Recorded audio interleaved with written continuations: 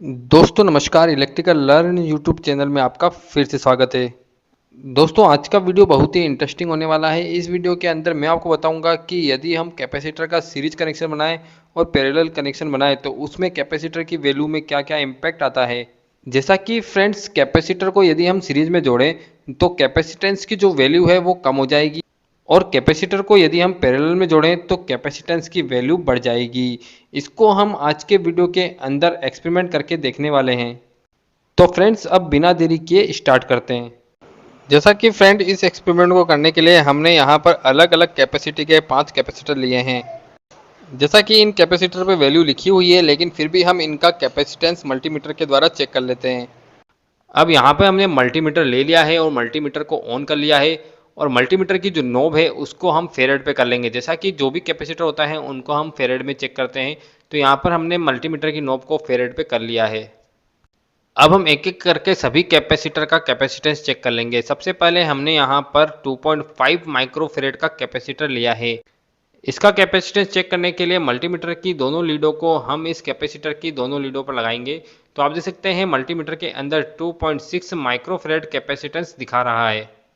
अब हम दूसरे वाले कैपेसिटर का कैपेसिटेंस भी चेक कर लेंगे। तो आप देख सकते हैं इस वाले कैपेसिटर में 10.07 माइक्रोफेरेड कैपेसिटेंस है। इसी प्रकार हम तीसरे वाले कैपेसिटर का कैपेसिटेंस भी चेक कर लेंगे। यहाँ पर हमने फिर से 2.5 माइक्रोफेरेड का एक और कैपेसिटर ले लिया है। तो आप देख सकते हैं इसके अंदर भी 2.6 माइक्रोफेरेड कैपेसिटेंस है। इसी प्रकार हम चौथे वाले कैपेसिटर का कैपेसिटेंस भी चेक कर लेंगे। इस वाले कैपेसिटर पे 4 माइक्रोफेरेड लिखा हुआ है, फिर भी हम इसका एक बार वापस से कैपेसिटेंस चेक कर लेते हैं। अब हमने पांचवें वाले कैपेसिटर का कैपेसिटेंस भी चेक कर लिया है। यहाँ पर हमने 2.5 माइक्रोफेरेड का कैपेसिटर लिया है, इसके अंदर भी 2.6 माइक्रोफेरेड कैपेसिटेंस है।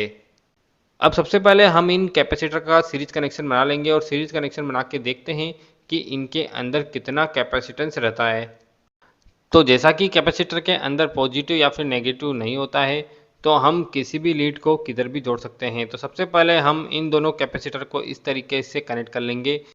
इसी प्रकार आगे के जो कैपेसिटर हैं उनको भी हमने इसी तरीके से कनेक्ट कर लिया है।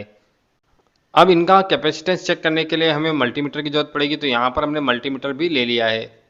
अब हम इन सभी कैपेसिटर का कैपेसिटेंस चेक कर लेंगे। तो यहाँ पर जो मल्टीमीटर है, मल्टीमीटर की दोनों लीडों को हमें इन दोनों ओपन वाली लीड पे लगाना होगा। तो यहाँ पर हमने मल्टीमीटर की दोनों लीडों को कैपेसिटर के दोनों ओपन एंड पर लगा दिया है। अब आप मल्टीमीटर में देख सकते हैं 0.604 माइक्रोफेरेड कैपेसिटेंस दिखा रहा है। अब आप सोचेंगे कि कैपेसिटर की जो वैल्यू है वो इतनी ज़्यादा कम कैसे हो गई है। तो यहाँ पर आप देख सकते हैं यदि हम कैपेसिटर को सीरीज में जोड़ते हैं तो उसका फॉर्मूला कुछ इस प्रकार से होता है। अब यहाँ पर जो फॉर्मूला दिया गया है उस फॉर्मूले के अंदर हम कैपेसिटर की वैल्यू को डाल देते हैं।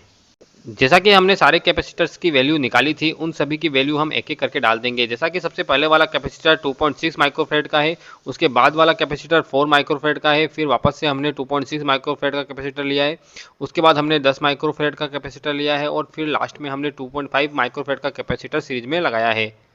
तो यहाँ पर आप देख सकते हैं फॉर्मूले के अकॉर्डिंग कैपेसिटेंस की वैल्यू 0.658 आनी चाहिए और एक्चुअल में हमारे कैपेसिटेंस की वैल्यू 6.2 माइक्रोफेरेड आई है, जो कि हमारे फॉर्मूले से निकले हुए कैपेसिटेंस की वैल्यू के सिमिलर ही है।